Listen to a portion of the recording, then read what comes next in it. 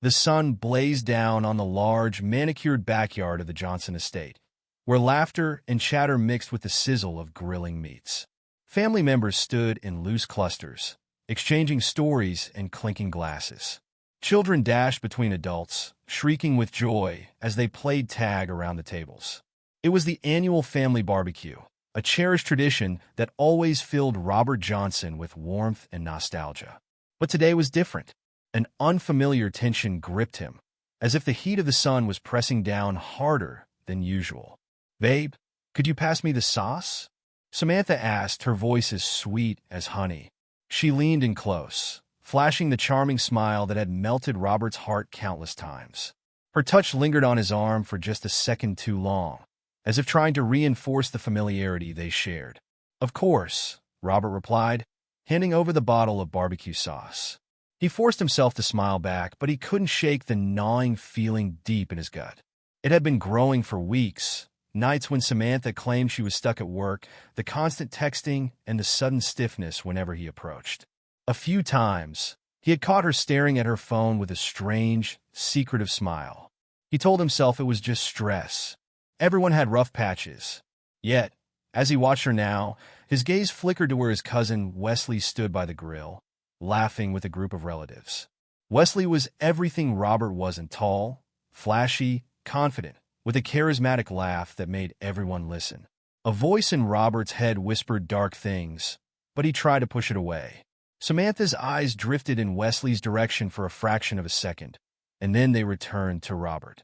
Her smile was perfectly controlled, but Robert had seen that quick glance. He felt the ground beneath him shift. "Babe, I'm going to help clean the dishes," Samantha said, breaking the silence as if nothing had changed. She rose to her feet and gestured at the pile of used dishes. "I'll handle it." Robert watched her closely. "Sure," he replied, masking his confusion with a nod. She collected a few plates and walked off, her steps light and deliberate. Moments later, Wesley stretched, yawned, and announced to no one in particular, "Gonna grab a beer inside." Robert's blood turned to ice. He'd seen enough detective shows to know when something was off. Without a word, he set his drink down and rose from his chair. He wasn't even sure what he was looking for, but he knew he couldn't ignore the tightness in his chest any longer. He moved through the party, weaving past laughing family members. The sliding door to the house was slightly ajar. Robert stepped through it, his movements quiet and controlled. The noise of the party faded behind him, replaced by the low hum of the refrigerator and the distant ticking of a wall clock. The house felt suddenly foreign. His own home, where they'd celebrated birthdays, hosted dinners, and built a life together, now seemed like an alien place. Robert moved quickly through the hallway, his footsteps light but his pulse pounding in his ears. The hum of the refrigerator and the faint ticking of a nearby clock seemed deafening in the heavy silence of the house. He could feel the rush of blood in his veins. It felt as though every instinct was screaming at him to stop, to turn around and pretend he hadn't seen the looks between Samantha and Wesley, but he kept moving. He wasn't sure what he would do, only that he had to know. He reached the guest bedroom. Light spilled from the slight gap where the door was left ajar. He stopped, breath held, listening to the muffled sounds inside. Laughter, a low, familiar giggle, punctuated the quiet. It was Samantha's, unmistakable and intimate. Robert's hands clenched. Anger and disbelief surged up his throat, nearly choking him. With a sudden, violent motion, he pushed the door open. It slammed against the wall, rattling the pictures hanging nearby. Time seemed to stop. The scene in front of him was one that would be burned into his memory forever. Samantha, his wife of 8 years, was straddling Wesley. Both of them were too caught up to even notice him at first. When they did, Samantha's eyes went wide before narrowing, and she let out a laugh, a cold, dismissive sound. Robert, she didn't try to cover herself. She didn't even get off Wesley. Instead, she tilted her head and said, "You weren't supposed to see this. Please, let me have some fun." Robert stood frozen, fury boiling in his chest. "What the hell is this?" he demanded, his voice low and dangerous. Wesley didn't even bother hiding his contempt. "Seriously, man, you're making this weird," he said, lounging back with a smirk. "Just get the fuck out." We've been planning this for a while now. Robert took a step forward, fists clenched so tightly his nails bit into his palms. You think this is a joke? His voice shook with barely contained rage. In my house? My own goddamn cousin? Samantha rolled her eyes, finally getting off Wesley, but making no attempt to cover herself. Robert, grow up, she said dismissively. You've been so boring lately. Maybe if you weren't so obsessed with your job, I wouldn't have had to find my own entertainment. Every word was like a knife. He stepped forward and grabbed a decorative iron statue from a nearby table. Without thinking, he hurled it at the wall, smashing a framed picture. Glass shattered and fell to the floor in jagged pieces. The sudden violence erased the smirk from Wesley's face. Panic flickered in his eyes. Whoa, Robert, take it easy, Wesley said, raising his hands. You're overreacting. Robert glared at him, seething. Overreacting? You're in my bed with my wife, and you think I'm overreacting? Samantha, finally showing a hint of fear, backed up against the wall, clutching a sheet to her chest. Please, Robert, it's not what you think. It's exactly what I think, he shouted, his voice echoing in the small room. He turned to Wesley, his eyes cold. You come into my home, into my life, and you think you can just take whatever you want? What's wrong with you? Samantha spat, finally showing emotion, anger. You need to calm down. Calm down? Robert's voice was low, vibrating with barely suppressed rage. You bring this filth into my house, my family's home, and you want me to calm down? Wesley stood, hands raised slightly. Back off, Robert. Let's not make this into something bigger than it needs to be. Robert stepped closer, every muscle in his body tense. This is as big as it gets, Wesley. This is betrayal. You've crossed the line. Samantha moved between them, her eyes blazing. Stop it, both of you. This isn't some macho showdown. Just go back outside, Robert. Let me deal with this. Deal with what? Robert's voice cracked. You've already made your choice. Wesley sneered, trying to regain his bravado. You've always been so uptight, Robert. No wonder she got bored. The rage inside Robert reached a breaking point. He lunged at Wesley, grabbing him by the collar and slamming him against the wall. Wesley's cocky expression faltered. You don't get to talk, Robert hissed. You don't get to say a damn thing. Wesley struggled, trying to push Robert away. Get off me, he yelled, but Robert's grip only tightened. For a moment, it seemed as though he might actually crush Wesley's throat, but he forced himself to let go. He stepped back, chest heaving, and turned to Samantha. Tears had started streaming down her face, but Robert saw no remorse in her eyes, only fear for herself. Robert, please, she said, her voice trembling. We can fix this. It was a mistake. A mistake. He laughed bitterly. A mistake is breaking a glass. You made a choice. She stepped forward, reaching for him. You still love me. I know you do. We can move past this. He recoiled as though she'd struck him. Don't touch me, he said coldly. You don't get to touch me. Not after this. The sound of footsteps outside the room drew their attention. Someone from the party must have heard the commotion. Robert took a deep breath, forcing himself to regain control. You need to leave, he said, his voice deadly calm. What? Samantha whispered. You heard me, he said, his eyes hard. Get out of my house. Robert, please, she begged, tears streaming down her face now. Don't do this. Get out, he shouted, pointing to the door. She flinched but didn't move. He turned to Wesley, who had recovered enough to pull on his clothes. You too, Robert said. Get out and don't ever come back. Wesley hesitated, then grabbed his shoes and made for the door, casting one last defiant look over his shoulder. You'll regret this, Robert, he spat. Robert said nothing.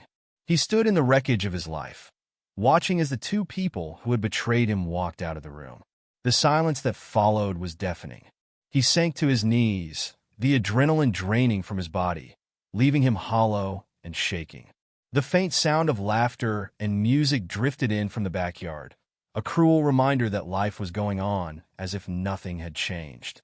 But for Robert, everything had changed. He took a deep breath and stood, his mind already turning over what he had to do next. The reckoning had only just begun.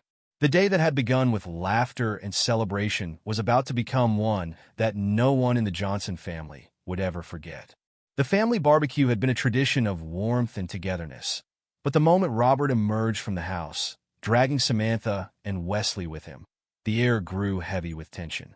His grip was firm, unyielding, as he led them out to the patio. Their clothes were hastily thrown on. Wesley's shirt was still unbuttoned, and Samantha's face was flushed with humiliation. The cheerful conversations came to an abrupt halt. Plates clattered as people turned, their eyes widening in shock. Children were pulled closer to their parents, sensing the shift in the air. The scent of charcoal smoke mingled with the cold sting of betrayal. "Ladies and gentlemen," Robert began, his voice carrying over the stunned silence, "allow me to introduce my wife, Samantha, and my cousin, Wesley. They've been screwing each other behind my back." A wave of gasps swept over the crowd. Faces turned pale, jaws dropped. Some of the older relatives exchanged horrified glances, while others whispered furiously amongst themselves. Robert's parents stood rooted in place, disbelief etched into their features. "Robert!" Wesley's father, Robert, tried to step forward, his voice weak. "What is going on?" But Robert held up a hand, his eyes blazing. "No, Uncle Robert, you don't get to speak for him. You want to know what's going on? Your son and my wife have been betraying me." "Please, Robert," Samantha said, her voice cracking as she fell to her knees. Tears streaked her cheeks. "This isn't the way, let's talk. I'm begging you." "There's nothing left to talk about, Samantha." Robert's voice was devoid of warmth. He turned to address the crowd again, each word slicing through the tension like a knife. "This is what betrayal looks like. This is what happens when you trust the wrong people." Wesley, still trying to regain some composure, straightened his shirt and stepped forward. "Enough of this public spectacle," he said, forcing bravado into his voice. "You've made your point, Robert. This isn't helping anyone." Robert's gaze locked on Wesley, cold and unblinking. "You think you can just walk away? You think you get to decide when this ends?" He took a step closer, his fists clenched at his sides. "You came into my house. You destroyed my family. And you think you're walking away?" Wesley's facade cracked. He glanced around, realizing that every set of eyes was on him, and he was utterly exposed. I'm sorry," he muttered, his voice barely audible. "Sorry." Robert's laugh was harsh, humorless. "Sorry doesn't cut it, Wesley. Not here. Not now." Samantha crawled toward him, grasping for his hand, but he pulled away as if her touch burned. "Robert, please," she sobbed. "I know I've made mistakes. I'm so sorry. I love you." "Love," Robert repeated, his voice thick with disbelief and fury. "You don't know the meaning of the word. You destroyed everything for what? Some cheap thrill." Tears streamed down her face, and she shook her head. "I was wrong. I know that. But don't do this. Don't ruin everything in front of everyone." Robert stepped back, his chest heaving. He looked out at his family, at the faces that once represented love, safety, unity. "They ruined everything," he said, addressing the crowd. "Not me." For a long, tense moment, no one spoke. The weight of the truth was suffocating. Robert's mother, her face pale and drawn, whispered, "Robert, please, there has to be another way." "There's no going back," Robert said, his voice hoarse but resolute. "I won't pretend everything is fine. I won't give them a chance to explain away what they've done." Wesley took a hesitant step forward. "Robert, we're family. Not anymore." The words were final, like the slamming of a door. Robert turned to Samantha, the woman he'd once believed he would grow old with. "You two, both of you, out of my house. Where will I go?" Samantha's voice was small, broken. "That's not my problem," Robert replied, his tone as cold as the steel blade of a knife. "You made your choice." A few of the older relatives began to whisper louder, debating whether to intervene. But Robert's father, his face carved with deep lines of pain and anger, stepped forward and put a hand on Robert's shoulder. "Son, if this is what you need to do, we're here." For a moment, Robert's eyes softened. He nodded once, then turned back to the betrayers. "You heard me. Leave." Samantha stumbled to her feet, swaying unsteadily. "Robert, please," But Robert didn't respond. He watched as Wesley pulled on his jacket, glaring at everyone who stared. He grabbed Samantha's arm, and together they made their way through the crowd. As they disappeared through the front gate, the hum of the gathering slowly resumed, low voices, murmurs of disbelief, and the shuffling of feet. Robert stood there, staring at the space they had vacated. The anger that had sustained him began to ebb, replaced by a hollow ache. His father's hand tightened on his shoulder, grounding him. "You did what you had to do," his father whispered. Robert nodded, but he didn't feel victorious. He didn't feel anything. He turned away from the remnants of the party, the voices fading into a blur. Inside, he knew the reckoning had only just begun, for them and for himself. The sun rose on a different world for Robert Johnson. The warmth and light that normally marked the start of a new day felt like a cruel contrast to the storm that had upended his life. He sat at his kitchen table, staring at the stack of divorce papers in front of him. His lawyer's pen lay next to them, cold and indifferent, a tool to sever the ties of 8 years in mere minutes. Without hesitation, Robert signed. There was no trembling in his hands, no hesitation. He needed this to be over. He needed the finality, the cold clarity that would let him rebuild from the ashes. When he was done, he closed the folder and pushed it away, as if it were a weight he could physically distance himself from. The papers were sent out within hours, delivered to Samantha with ruthless efficiency. Robert didn't have to wait long to see the fallout. The knock on his door came in the afternoon, hesitant but persistent. He knew it was her even before he opened it. Samantha stood on the porch, her eyes red and swollen, makeup streaked down her cheeks. Gone was the confident woman who had laughed at him the day before. In her place was someone desperate, broken. "Robert," she whispered, clutching the frame of the door as if it were the only thing keeping her upright. "Please, can I come in?" He stepped aside without a word. They walked into the living room, the same room where they had once spent countless evenings together. Now it felt empty, cold, like a graveyard of memories. Samantha stood in the middle, wringing her hands, her eyes darting around as if searching for a shred of the past to cling to. "I got the papers," she said, her voice trembling. "You're really going through with this?" "Yes." His tone was flat, devoid of any warmth. She sank onto the couch, burying her face in her hands. "I know I hurt you. I know I betrayed everything we had. But it was a mistake. I wasn't thinking clearly. I was lost." Robert crossed his arms, leaning against the wall. "Don't do that," he said, his voice cold. "Don't stand here and pretend you didn't know exactly what you were doing. You weren't lost. You made a choice." "I was unhappy," she cried, her voice cracking. "You were so distant, so focused on work. I felt invisible." He laughed bitterly. "So, your solution was to crawl into bed with my cousin? That's how you fix things?" She flinched, but she pressed on. "I was wrong. I know that. I'm sorry, Robert. I'm so sorry. I'll do anything to make it right." Robert stared at her, his eyes hard. "You can't make it right. What you did can't be undone. You destroyed our marriage. You destroyed me." He pushed off the wall and walked closer. "Do you even understand what you've done? Or is this all just an inconvenience for you now that you've been caught?" Tears streamed down her face. "I love you," she whispered, reaching out a trembling hand. He took a step back. "Don't say that. You don't get to say that. Please," she begged, falling to her knees. "I'll change. I'll go to counseling. I'll do whatever it takes. Just don't throw everything away." Robert's jaw clenched. He wanted to feel satisfaction at her pleading. He wanted to feel vindicated. But all he felt was emptiness. "You threw it away," he said quietly. "Not me." For a long time, the only sound was her sobs. Finally, she stood, wiping her eyes. "Is this really the end?" she asked, her voice hollow. "It ended the moment you chose him," Robert said. He walked to the door and opened it, waiting for her to leave. Samantha hesitated, her shoulders slumping in defeat. She walked past him, pausing in the doorway. "I'm sorry," she whispered again, and then she was gone. The fallout extended far beyond Samantha. Word of the scandal spread through the family like wildfire. Wesley, once the golden boy, found himself shunned. No one wanted to be associated with him.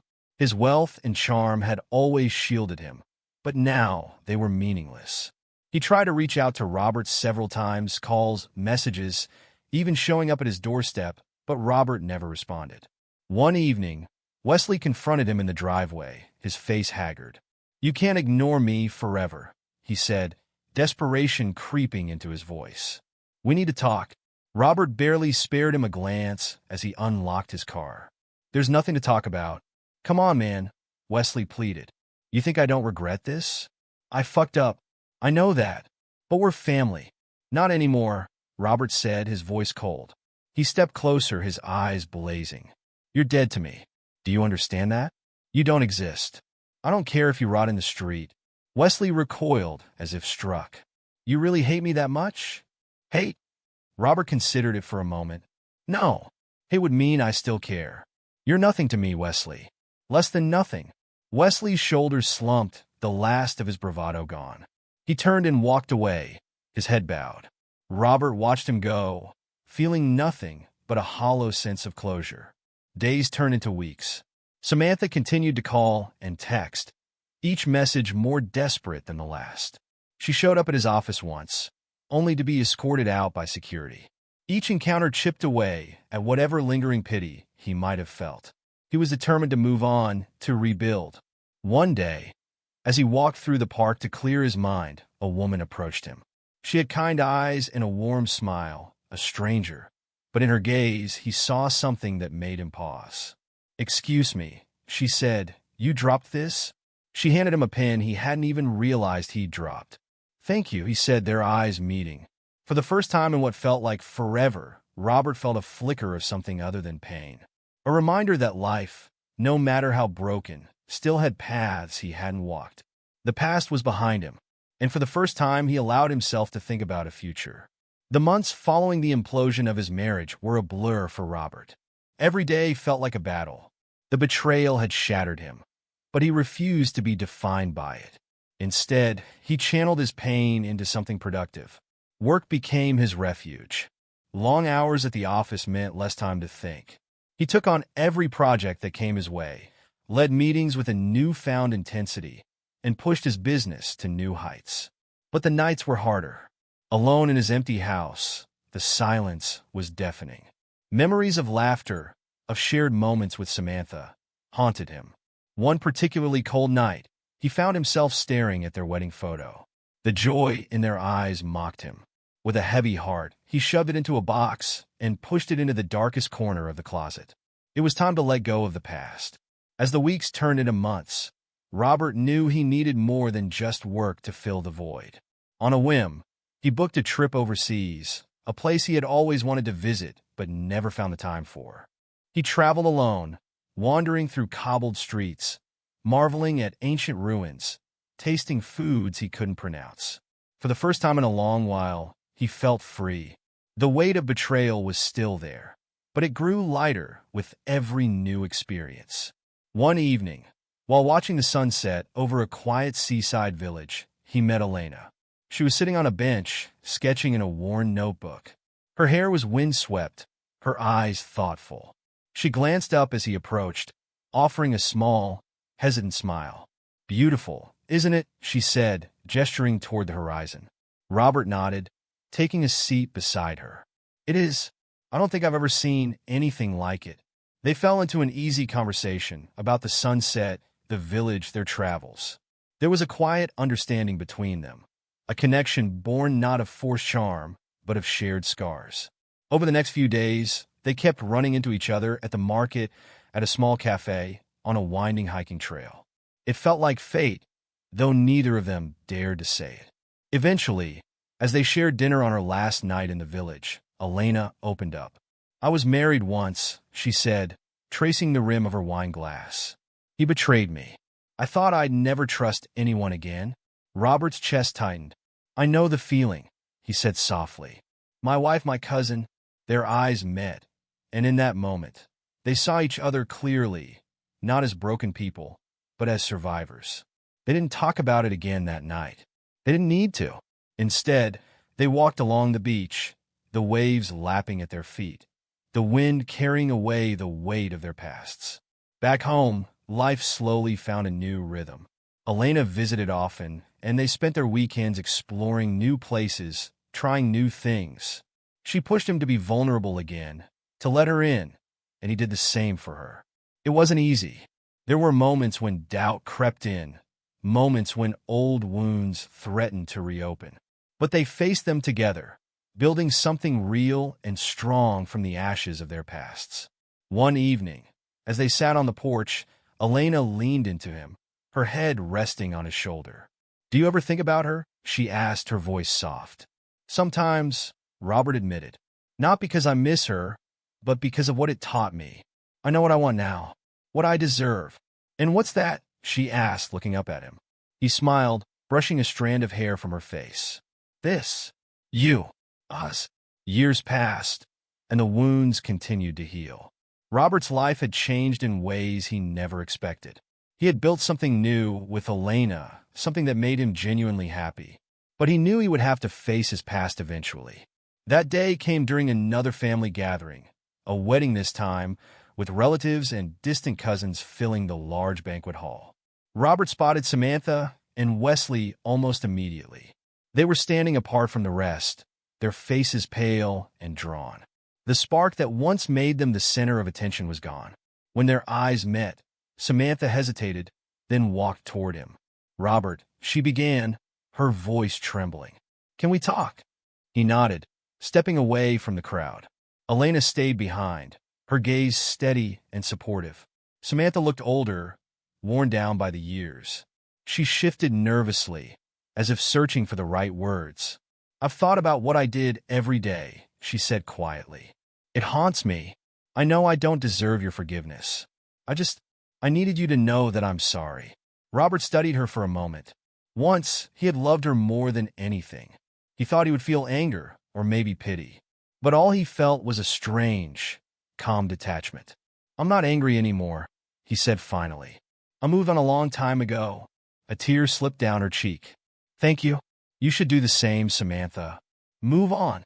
He glanced at Wesley, who was watching from afar, looking small and defeated. "It's over." Robert turned and walked back to Elena, who took his hand without a word. As they left the gathering, he felt a sense of closure, a final chapter in a story that no longer had power over him. He had reclaimed his life, his happiness, not by destroying those who had wronged him, but by finding the strength to rise from the ashes and build something new. With Elena by his side, the future felt wide open, filled with possibilities he had never dared to dream.